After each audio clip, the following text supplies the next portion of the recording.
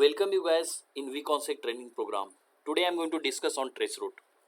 So guys, अगर मैं traceroute की बात करूं तो सबसे पहले ये जानते हैं कि traceroute कितना इंपॉर्टेंस हमारे लिए रखता है, एक नेटवर्क इंजीनियर के लिए कितना इंपॉर्टेंट टूल है। तो अगर इस डायग्राम में अगर देखो कि ये हमारा सोर्स है और ये हमारा डेस्टिनेशन है। सपोज कर लें एक ऑफिस आपका दिल्ली में है, दूसरा ऑफिस आपका बैंगलोर में है। तो आप ये अंडरस्टैंड कर सकते हैं कि दिल्ली टू बैंगलोर अगर आपको पैकेट भेजना है तो आपको ये भी जानने की ज़रूरत पड़ेगी कि हमारा पैकेट किस रूट को फॉलो कर रहा है। एक केस ये हो सकता है कि आपके यहाँ मल्टीपल इंटरनेट कनेक्शन है और मल्टीपल इंटरनेट कनेक्शन इसलिए भी है चूँकि बैकअप है, और आप अभी ये जानना चाहते हो कि आप किस रूट से पैकेट जा रहा है और कितने होप से पैकेट होते हुए जा रहा है, कितने राउटर से, कितने नेटवर्क से होकर के पैकेट आपका डेस्टिनेशन तक पहुँच रहा है। तो आप ट्रेस रूट आपको हेल्प कर सकता है।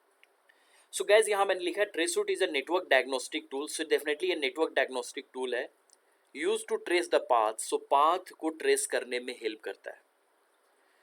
The packets take from one network host to another. So जो पाथ एक होस्ट से दूसरे नेटवर्क तक पहुँचने में जो लेता है उसको ट्रेस करने का काम ये आपका ट्रेसरूट करता है। It help in identifying the route and measuring transit delay. यहाँ एक डिस्कशन ट्रांजिट डिले पे हमारी करना है। Transit delay of packets across the IP network.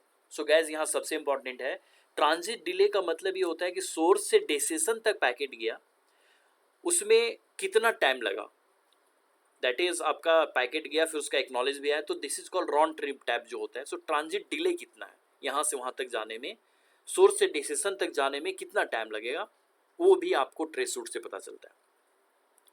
The traceroute command interacts with multiple layers of OSI model। अगर OSI model की बात करें तो ये मल्टीपल लेयर को ये फॉलो करता है, मल्टीपल लेयर को यूज़ करता है। जैसे एप्लीकेशन लेयर से अगर ट्रेसरूट इनिशिएट हुआ तो ये ट्रांसपोर्ट लेयर को भी यूज़ करेगा, प्लस नेटवर्क लेयर को यूज़ करेगा, और इसके बाद ये आपको रिपोर्ट दे रहा होगा, राइट। सो गैस ये सिंगल लेयर का प्रोटोकॉल नहीं है, ये मल्टीपल लेयर में काम करता है। सेकेंड थिंग यहाँ जो हम डिस्कस करने जा रहे हैं कि अगर ये डायग्नोस्टिक टूल है जो हमें ये बताने जा रहा है कि सोर्स से डेस्टिनेशन तक जाने में, सोर्स से डेस्टिनेशन कौन सा पाथ चूज किया और कितने होप से पैकेट वहाँ रीच कर रहा है डेस्टिनेशन तक, कितना टाइम लगा। सो यहाँ अगर देखें तो अब हम डिस्कस करने वाले हैं सेंडिंग द पैकेट्स, दूसरा TTL फील्ड, तीसरा जो है आपका ICMP time exceeded message and determining the path. So guys अगर सेंडिंग द पैकेट्स की अगर बात करें तो traceroute send a series of ICMP echo. एक ऐसे काम करता है, ये जनरली ICMP को यूज़ करता है, और ICMP आपको पता है कि जब आप पिंग कमांड यूज़ किया था तो ICMP को इसने ICMP यूज़ किया था। और ICMP से क्या होता है, आपको पिंग करने के बाद जब आप रिक्वेस्ट भेजते हो तो वहाँ पे आपको ICMP का एको रिक्वेस्ट आपको सोर्स से डेस्टिनेशन तक आ रहा होता है, राइट। प्लस उसमें TTL वैल्यू होता है, फिक्स TTL वैल्यू है। जो आप अगर देखें तो सिस्को की बात करें तो सिस्को में 255 है, विंडोज़ के लिए 128 है जो फिक्स TTL वैल्यू है। तो आपको क्या पता चल रहा होता था कि अगर एक जैसे आपने पिंग कमांड चलाया, ICMP प्रोटोकॉल एक्टिव हुआ और ICMP प्रोटोकॉल में TTL वैल्यूज में लग जाता है, और हर एक होप के बाद वो डिक्रीमेंट हो रहा होता है TTL वैल्यू। और अगर 128 जो विंडोज़ का है और सिस्को का 255 है, अगर वहाँ तक 128 होप तक अगर in case of Windows 120 hope तक अगर उसको नहीं मिला और 120 डिक्रीज होते होते ये यहाँ 127 हुआ, और इसी तरह डिक्रीज होते अगर 0 तक उसको डेस्टिनेशन नहीं मिलता है तो ICMP एक मैसेज आपको देता है, डेस्टिनेशन होस्ट अनरीचेबल, राइट। सो ये मैसेज देने का काम कौन कर रहा है, ICMP। अब यहाँ पे क्या कर रहा है, ट्रेसरूट इसी ICMP को यूज़ कर रहा है और सीरीज ऑफ ICMP पैकेट भेज रहा है, एक को मैसेज भेज रहा है, that is sending the packets. यहाँ पे अपने आप जनरेट कर रहा है और एक पैकेट बना के भेज रहा है जो एको रिक्वेस्ट का है, और वो कैसे काम करता है अभी इस पर हम डिस्कस करते हैं। तो इसने क्या किया, ICMP पैकेट भेजा, राइट, और उसमें TTL वैल्यू लगा के भेज रहा है, in requesting with increasing TTL value. इसके ऊपर अभी डिस्कस करते हैं कि कैसे TTL वैल्यू इंक्रीज करता है। ये जो फिक्स था आपका विंडोज़ का 128 और आपका सिस्को का 255, वो अभी नहीं ट्रेसरूट इसको कर रहा है। ट्रेसरूट क्या कर रहा है, TTL वैल्यू को चेंज कर रहा है, जो डिफ़ॉल्ट TTL वैल्यू है यहाँ पे क्या कहता है, the TTL field in the packet header determining the maximum number of hop routers the packets can pass through before being discarded. यहाँ पे ये कहना चाह रहा है कि टीटीएल वैल्यू से आपको, ये टीटीएल वैल्यू सेट करने से आपको क्या फ़ायदा है, वाई टीटीएल वैल्यू हम इतना क्यों डिस्कस कर रहे हैं। इसके पीछे रीज़न ये है गैस कि अगर टीटीएल वैल्यू का जो वैल्यू है हर एक बार वो डिक्रीमेंट करता जाता है आपका आईसीएमपी, और जो डिफ़ॉल्ट टीटीएल वैल्यू है उसमें ऑलरेडी हमने टीटीएल पे डिस्कस किया है कि इसका फ़ायदा ये होता है, एडवांटेज आपका ये है कि ये लूप क्रिएट होने से बचाता है, इन्फिनिटी तक नहीं जाता रहेगा। अगर आपने पिंग कर दिया तो कितना दूर तक जाए सर्च करके आपको रिप्लाई देगा, कुछ तो इसका लिमिटेशन होना चाहिए। तो विंडोज़ के केस में 128 है, सिस्को के केस में 255 होप है। अगर 255 होप तक नहीं आपको डेसिशन मिलता है तो जीरो होता जाएगा, जैसे जीरो होगा आईसीएमपी वहाँ से मैसेज देगा कि यहाँ तक नहीं मिला और डेसिशन होस्ट अनरीचेबल है। उसी आईसीएमपी को ये ट्रेस रूट अपने लिए यूज़ कर रहा है और उसमें टीटीएल वैल्यू क्या कर रहा है, जो यहाँ लिखा है the initial TTL value is set to 1। पहले अब देख लो यहाँ पे जो भी टीटीएल वैल्यू विंडोज़ का होगा या जो भी TTL value by default 255 Cisco का होगा उसको नहीं यूज़ करके ये टीटीएल वैल्यू अपना 1 कर देगा trace route and increase by 1 for each subsequent packet. और जितना बार ये भेजेगा, अब सपोज कर लो यहाँ पे पहला 1 होप पे भेजा तो यहाँ टीटीएल वैल्यू इसने 1 सेट किया, अब इस होप के लिए भेजेगा तो टीटीएल वैल्यू 2 सेट कर रहा है। इसका मतलब क्या हो रहा है, जब यहाँ से टीटीएल वैल्यू 1 जाएगा तो यहीं पे 0 हो जाएगा, अगर इसके लिए पैकेट जाएगा तो यहाँ पे आगे 0 होगा। अब यहाँ से जैसे 0 होगा आईसीएमपी इसको मैसेज भेजेगा। अब यहाँ से यहाँ तक कितना राउंड ट्रिप टाइम लगा, ये आईसीएमपी के थ्रू जब मैसेज आपके पास आएगा तो आपको पता चल जाएगा और उसी को ये ट्रेस रूट रिकॉर्ड कर रहा होता है।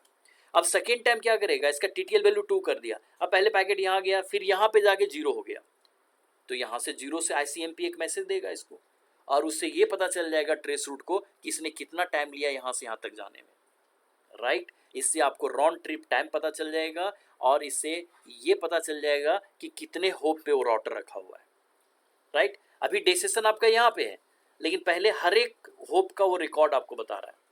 कौन बता रहा है, ट्रेस रूट बता रहा है। यहाँ पे देन आपको बोल रहा है नेक्स्ट आपका है determining the path by increasing the TTL value, हर एक बार इंक्रीज कर रहा है 1 2 3 4 increasing TTL value and observing the ICMP, हर एक बार टीटीएल वैल्यू इंक्रीज कर रहा है।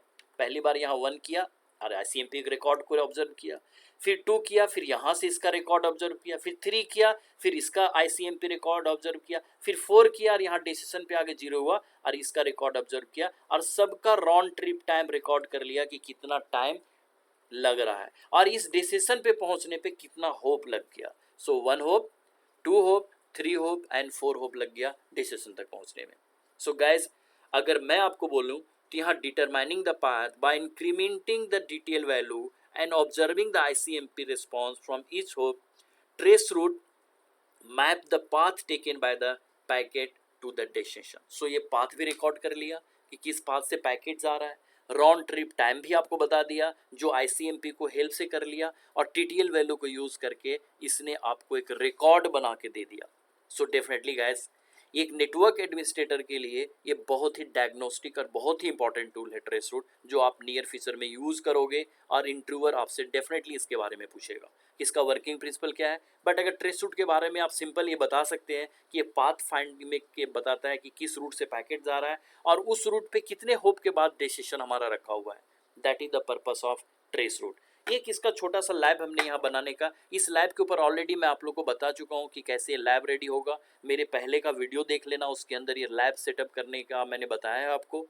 और जो सीक्वेंस से वीडियो देख रहे होंगे या क्लास के साथ चल रहे हैं तो डेफिनेटली उनको ये लैब बनाना बड़ा ईजी होगा। एक्चुअली ये CCNA का प्रैक्टिकल है बट N+ में इसको मैंने यहाँ डिस्कस किया है कि आप कैसे इसको बना सकते हैं, इसीलिए मैंने आपको प्रॉपर बनाने का तरीका बता दिया। गैस इसमें मैंने अब आपको क्या मैं दिखाना चाह रहा हूँ कि यहाँ से अगर मैं ट्रेस करता हूँ इसके रूट को तो कितना होप के बाद ये रखा हुआ है वो आपको बतला देगा। पहले आपको मैं इसको दिखाता हूँ 3.3.1 को पिंग करके दिखाता हूँ 1 से, तो आपको कितना होप बनेगा। यहाँ से जाएगा तो 1 होप ये हो गया, 2 होप और ये 3 होप में आपको इसको मिल जाएगा। राइट। सो देखो यहाँ पे ट्रेस रूट कैसे यूज होता है, और फिर फाइनली हम यहाँ पे चेक करेंगे तो आपको ये लैब क्लियर हो जाएगा। और एक छोटा सा टूल बट बहुत ही इंपॉर्टेंट टूल। सो हाइवर लैब। सो यहाँ पे पहले लैब सेक्शन में जाते हैं, और गैस यहाँ देखो अगर आप, मैं आपको दिखाता हूँ ये पैकेट ट्रेसर ऑलरेडी लैब यहाँ सेटअप है हमारा। मैं जाता हूँ यहाँ से और आपको दिखाता हूँ कि मैं पहले ये आपको 3.3.3 को पिंग करके दिखाता हूँ, राइट। सो ये मेरा ये 3.3.1 है जो यहाँ से यहाँ मैं पिंग कर टेलनेट सीधे ट्रेस रूट करता हूँ, राइट। सो यहाँ जाते हैं। सो यहाँ पे विंडोज में ट्रेस RT इसका कमांड है, राइट।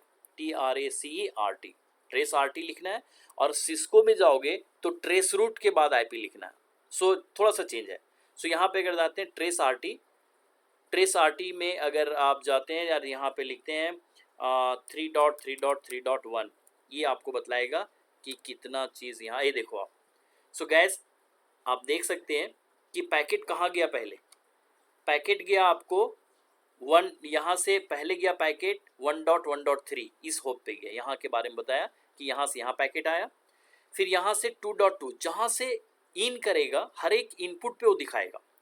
तो पहले पैकेट यहाँ से चला, कहाँ इन किया 1.1.3, राइट। यहाँ पे पैकेट किया, फिर जब ये राउटर रिसीव कर लिया पैकेट तो उसने कहाँ पे भेजा पैकेट R2 को। तो R2 का जो इंटरफेस है उसका IP दिखला रहा है आपको, ये देखो यहाँ पे। सो 2.2.2, और यहाँ से फिर किसके पास गया तो 3.3.1।